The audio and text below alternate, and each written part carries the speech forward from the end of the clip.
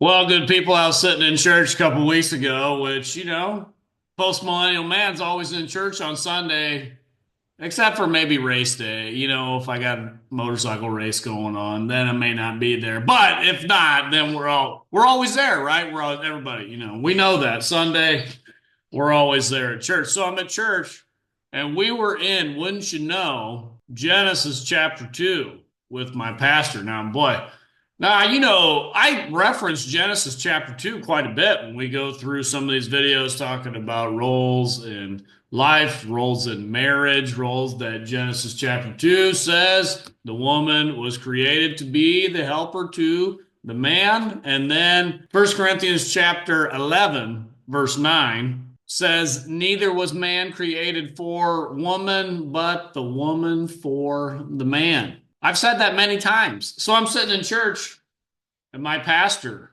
Pastor Zach, I didn't realize he was such a bold man, such a courageous man, because I thought, well, Genesis chapter 2, we're going to probably talk about some things, blah, blah, blah, and we're going to kind of skip over real quick, or maybe we'll just mention it real quick about the woman being the helper to the man. And boy, was I wrong. Some of the boldest preaching I've ever heard. Let me go to my pastor here on the subject. And let me give a little commentary as well. Let's go to it. The second thing that God gave mankind when he created them was a calling in life. We read in chapter 1 and verse 28, I'll emphasize these words. It says that God blessed them and said to them, be fruitful and multiply, fill the earth and subdue it and have dominion. Genesis 1, as Moses writes about the creation, seems to focus on Adam and Eve's joint calling in the image of God and what it is that they were going to carry out. But you don't have to read chapter 2 many times to realize that there's a contrast here. In Genesis 2, he seems to focus on their individual callings and how they come together to carry out the joint calling of chapter 1. One of the things that you'll immediately notice is that Adam and Eve were not created at the exact same time. You'll see in verse 7, God makes man, and he does not make woman until Genesis 2:22. And that's significant. Paul, writing in the New Testament in 1 Timothy 2, says this, speaking of how Timothy should run.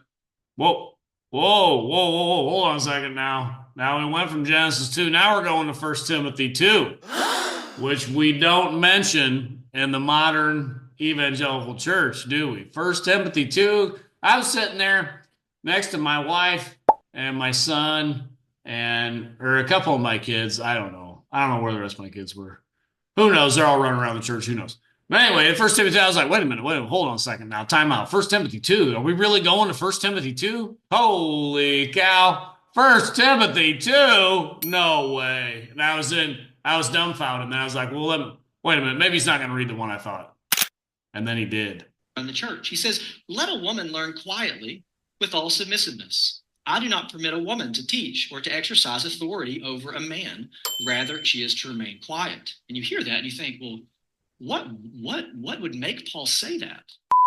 Whoa! Oh my God. I couldn't believe that my pastor said this in the church. We got, I don't know, upwards of 1,000 people in the church. And holy cow. I thought surely somebody's going to throw something up there at him. And nobody did. I was like, whoa, my goodness. Oh, let's listen on. Let's listen on. His answer in verse 13 is, he says, for Adam was formed first, and then Eve. That Adam reads Genesis 2 and he sees even the details of how they were made, and begins to see significance there for the way we interact in the world and in the church. And so, ooh, there's significance that the man was born, or the man was made first, and then the woman for the church and for the world. Oh my goodness. The boldness of my man, Pastor Zach. Oh, I couldn't believe it. I'm sitting in the pew like, what? I've never heard this before in my life. Oh my goodness. You can't say this stuff. 2025 in the church. Woo. Now you can see the video. I mean, nobody threw a shoe yet. It could be coming. You're gonna have to watch on, but nobody threw one yet. Unbelievable. There. All right, let's go on. we have here is a to really pay attention to the details of Genesis 2, because even later New Testament writers are reflecting on those details and explain to people how they should function in the world that God has made. So notice in verse 7 that how we should function in the world? Oh my goodness. The boldest I've ever heard a pastor, and this was like 30 years ago, say was, well, this order is just for the church. And, women being helpers and assisting the men and blah, blah, blah. Well, I mean, surely that's not for the world. I mean, they can be leaders in politics, leaders in the police station, leaders in the military, that blah, blah, blah. Sure, I mean, it's maybe only for the church. I couldn't believe he's saying it's for the world. Oh, my goodness. Whoa. The courageous, the courage. It was unbelievable there. All right, let's keep going. It says that Adam was formed from the ground. In Hebrew, the Adam, was made from the Adamah. There's a direct relationship between Adam and the ground. Then you read in verse 22, in contrast to that the woman was made from the rib of the man. In the same way that man has a direct relationship to the ground in his origin, we see that the woman has a direct relationship with the man who is her origin. And these origins hint for us at the orientation in the callings of men and women. Oh my goodness. What? You can't say this in 2025? That a woman is to be oriented towards her man? Oh my God. I mean, I couldn't believe, I'm sitting there in the pew. I'm just like, I was actually up in the balcony and I had to lean in, like look down and see like, oh man, are these women about ready to rush the stage here? Oh my goodness. Well, all right, let's go on. Man's calling is directed towards the ground, to work the ground, as we see in verse 15, whereas the woman's calling is actually directed towards the man. And then again, eventually, the children she will make with the man. In other words, the man and the children in 2025? Oh my God, you can't say that in the church. Oh man, I don't know. Give me a comment below. I can't believe 2025. A pastor in the entire United States of America would say that. Oh my goodness. Holy cow. A woman's calling is directed in Genesis 2 towards her household relationships. And we can fact check this to make sure this isn't an over interpretation. We can look in Genesis 3 and see where specifically God curses them after the fall. What is it that God says to them individually? Let's look. So in chapter 3, verse 7, it says Adam is told that because of sin, the ground will be cursed because of him. God frustrates Adam in his calling to work the ground because of sin. But in verse 16, we see that he says to the woman, because of their sin, that he's going to do two things to her. He's going to, one, multiply her pain in childbearing. And secondly, he's going to frustrate her relationship with her husband. He says, your desire will be for your husband, but he will rule over you. And so God frustrates the man and the woman in their callings, the man towards the ground and the woman towards her household relationship. So let's just take a closer look. Oh man, the woman to be in the household. I mean, the feminists were going crazy. I could just see their heads boiling. Now, we don't have any feminists at my church. Well, actually, I don't. Maybe we do. I don't know. I'm going to say that in good faith. We don't have any at my church. But if we did, man, their head, even my mom, I talked to her after, service, and she was like, boy, if there was any liberal women in this congregation, I'm sure their blood would have been boiling listening to this. Woo! I said, yeah, I think you're right, Mom. That temperature would have been going up. Oh, my goodness. You can't say this in 2025? Oh. Woo.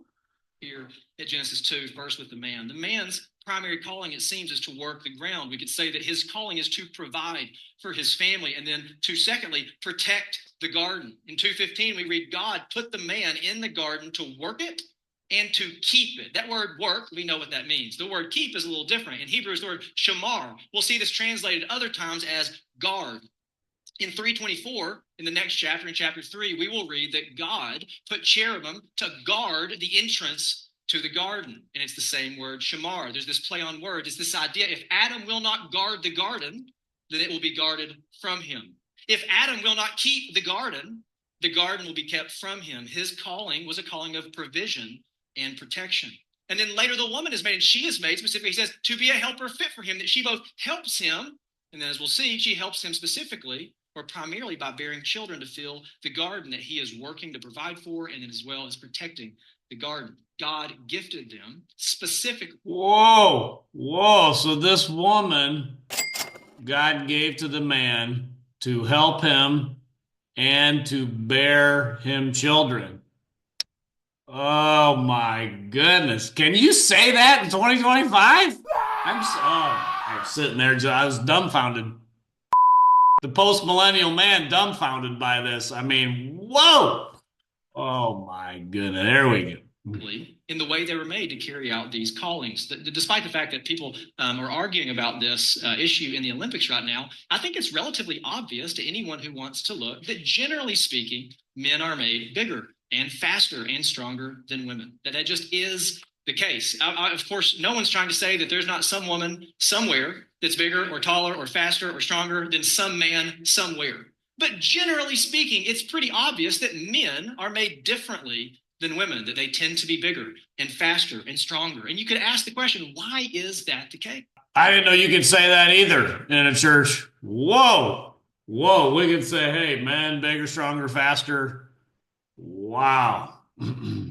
I mean, maybe you can now just with the transgender, all that craziness going on. And I mean, really, with the transgender stuff, women have just been slapped upside the head with a reality check that they cannot compete. Because before transgenderism, it really was like you talk to girls, oh yeah, we're just as good as the guys, blah, blah, blah, blah, blah, blah, blah, blah. And then it comes out like, yeah, you're really not. And then they all whine, oh, we can't compete. No matter how much I practice, I'll never be as good as a man.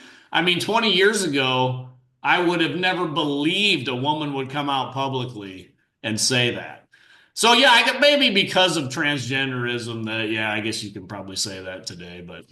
Genesis 2's answer is because they were made to work the ground. And they were gifted in that calling with the strength that they needed to both work the ground and to protect the garden and the woman and the children that they were about to have. This is the calling of man. And he was gifted for that calling. And in the same way, different than man.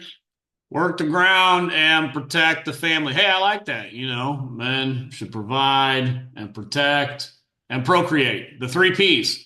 There was a book, what is it by, it was a book by a man that studied all different cultures all over the world of what are the things that define a man in every different culture.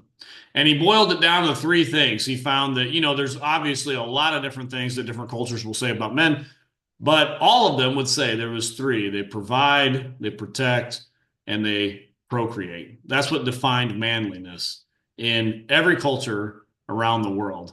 And Pastor Zach, he's saying that right here. I like that. I think that's a pretty good summary of what it means to be a man. Here we go.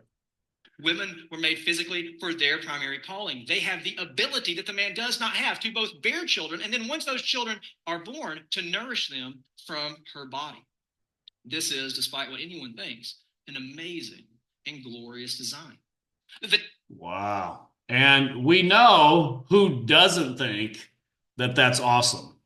And that would be the effinists who cry, no, we want to be in the workplace and be like the men. We don't want to be at home with our children, raising them, as Betty Friedan said, who comes from my hometown. Betty Friedan said, it's the problem with no name. The problem with no name that the housewives are just at home and they don't know what it is. They just don't want to be there. It's the problem with no name. We have to get out of the home. It sucks. We want to be with the men. They're having so much fun at their jobs. And we want to be with them, working, competing, earning money. And it sucks at home. And so they all went to the workplace and now they complain how that sucks too. Okay. Nice. Let's go. The takeaway here is not that there's not anything else to say about the callings of men and women than what's being said here, that men are just made to work all the time and women are just, they just bear children. That's what we do. That's not really the point I'm trying to make. Well, I hope not, because I don't want to work all the time. I mean, yeah, I need to go to my job and I like my job. It's a good job. I'm thankful for my job, but I don't want to just work all the time. I know there's some workaholics out there, type A workaholics. That's not me. That's not most guys. I think most guys want to go to their job and they want to come home to a good wife who's not complaining and griping and moaning, and to kids that are well put together and blah, blah, blah, blah, blah. That's probably getting tougher and tougher these days. Give me a comment about that below. I don't know if that's probably getting tougher these days. I think it's still out there somewhat, but it's getting tougher. Anyway. I'm also not trying to make the point that a woman should never pick up a shovel. That's a man's job. Proverbs 31, that woman, she's busy. She's got kids, real estate deals, but her orientation is towards her husband and towards her household. Yeah, that's true. I like that. That Proverbs 31 woman is not the ultimate working woman, the ultimate career woman, as I hear some of the Christian feminists say. No, she's in her home. She's working out of her home. She's working for her husband. She's working to make her husband look good because he's praised in the city gates, and she is at home and he's in the city gates. So he is the one outside of the home. She is the one in the home. Ooh, that's good. I like that. The takeaway here is also not that if a man is providing for his home and protecting his home, then he doesn't really have to be involved in the day-to-day details of the house. That's kind of her job. That's not the point either. But the point is this, is that there are graciously good patterns laid down here in chapter 2 of Genesis that we can either throw off to our detriment or embrace for our good. You can either reject these patterns or you can choose to build your life to work within them. It may not look 100% like it looked 6,000 years ago or 2,000 years ago or 100 years ago, but there is a created order that if you work against it, it will lead to frustration and discontentment and sadness. God gave us a calling. The third thing that he gave us is companionship. When we read in verse 18 that something's not good, it should probably come as a shocker. 11 times in Genesis 1 and 2, we've read the word good, and it means what you would think. All of a sudden, for the 12th time, for him to say something is not good, that really should stand out. We should immediately be like, well, what is it? What is it that is not good in this world that God has created? And the answer of verse 18 is that it was not good for man to be alone. Now, for us, most people are relatively psychological in our day. And so it's easy, we're tempted to see this and immediately equate being alone with loneliness. And that somehow what God's about to do, he's saying, look, Adam's really lonely and I got to make somebody for him so that he won't be lonely. I don't really think that's what's happening here. I'll give you a few reasons why that's the case. One is the text doesn't say anything about loneliness. Number two, Adam never seems to be complaining about being lonely. Number three, marriage isn't really put forward as an antidote primarily to loneliness. I don't see that in the text. And number four is that you don't have to be married to not be lonely. Two examples that come to mind are Jesus and Paul, who commended singleness to other people. They seem to have lived pretty full, fulfilled lives, and they were not married people. And so I say that to say I don't think loneliness really is the problem here in this text. So instead of psychologizing the text, let's just look and let's ask ourselves, if we just look at the text, what is the obvious problem with what God has asked Adam to do in the state he finds himself in? And it's pretty straightforward. Adam is not able by himself alone to fulfill the calling of filling the earth. He cannot do that. It is impossible for Adam to do that. And so God looks and says, it's not good for you to be alone. And so he needs a companion. And God says that he specifically needs a helper fit for him. This word helper, it's not a dig on women. People act like this is just so bad, but God calls himself a helper throughout the Old Testament. And so he needs a helper, but he also needs a helper fit for him, or in Hebrew, it's like the opposite of him, that somehow woman completes man, that she fills up what he lacks and vice versa, that man fills up what she lacks, that they fit together, but yet man was made first, and she is a helper to him. They have this companionship that is primarily in this text about bearing children, but it's about a lot more than just bearing children. But I think we should assume this. I think we should assume that fundamental to the companionship of marriage is the household that you'll build together and the children that you'll fill that household with. That really does function as the core of the relationship that you're called to in marriage. And God must have really wanted Adam to appreciate this, because what he did. Hey, we got to remember that today too. This is the core of the marriage relationship is that we have a household and we have children in that household. As the population collapses around the world, boy, I just saw another report. I don't know. I have to look and see how they verified this, whatever, but it said that in the last 3 months, there's been zero children born in the country of China. And I don't think they meant literally zero, but as far as statistically speaking, it was so low that it would basically just be seen as zero. It would be like a rounding error. There's been so few children in the entire country of China. And I think like, oh my goodness, they've forgotten the creation mandate there in China. And the thing is, the church for a while, past 20 years, has been just exploding in China. And you think like, wow, if the church is exploding there, shouldn't they be having more kids? I mean, I guess they're not teaching like my pastor is here. Bold message for 2025. Does is actually super interesting. At this point, after he tells Adam that he needs a helper, he starts like bringing animals to him to name. And Adam looks and he names, and we shouldn't assume that he's just like making sounds or something like deer. That sounds good. Dog.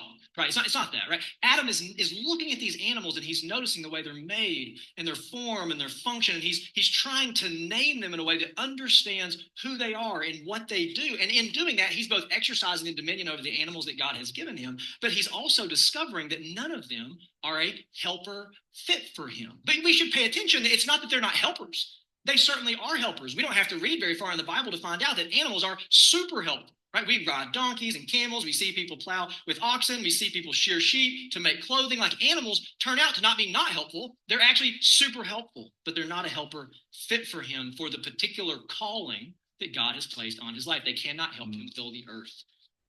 His calling is to be fruitful and multiply, to do. Be fruitful and multiply and fill the earth. And a man needs a woman to do this. The wool man, the womb man, WOMB, the womb man. Ooh, boy, that's good. We got to remember that.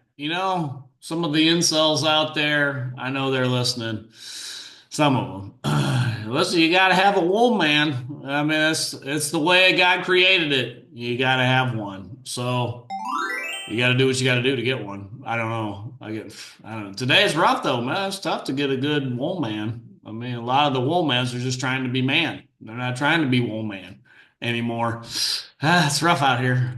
That he needs a companion. So we look in verse 21 and 22, and we do not see God go back to the ground. That's when he made Adam and make a woman from the ground. He doesn't do that. What we see is he puts Adam to sleep. He removes one of his ribs. He closes it up. And from that rib, he forms a woman. And this is all we get, but we can only imagine what that moment was like, right? Takes this Adam to sleep. He's got this rib, turns into a woman. He's like, hey, be right back. Stay here. Goes over to Adam. Hey, got one more animal I want you to name. Right? And then he goes and he gets Eve. And like a father, walking his daughter down the aisle, he brings her to Adam. And Adam just takes one look at her. He's like, finally, right? In Hebrew, this is at last. Bone of my bone, flesh of my flesh. And it is worth keeping in mind, as verse 25 says, that they were naked. That does matter here. He sees her. He knows that she's not an animal. This is a companion that I can delight in. He recognizes that she is equal with him in humanity, bone of his bone and flesh of his flesh. And yet he's looking at her and he's realizing that she is uniquely made as a perfect complement for him, that she completes him in a way that he could have never imagined as he was looking at all these different animals. And then in verse 23, we read that he names her accordingly. He says, she shall be called woman, because she was taken out of man. The English kind of retains the same thing happening in Hebrew. She shall be called Isha, because she was taken out of Ish. Like Adam is, as he names her something just like him, Isha and Ish. There's this complementary awareness that Adam has as the way they work together, right? And he doesn't name her. He's named all the animals. He's not naming her because she is an animal. He's naming her, and she's not naming him because he is, as Paul says in Ephesians 5, her head. When Paul says in Ephesians 5, the husband is the head of the wife. And then he goes on in Ephesians 5. Whoa. Boy, we're digging even deeper. The husband is the head of the wife. He names her. She's his helper. She's to bear him children. I don't know if we can make the effing heads explode anymore here. And what? It's getting crazy in here. I was still sitting in the pew, just like,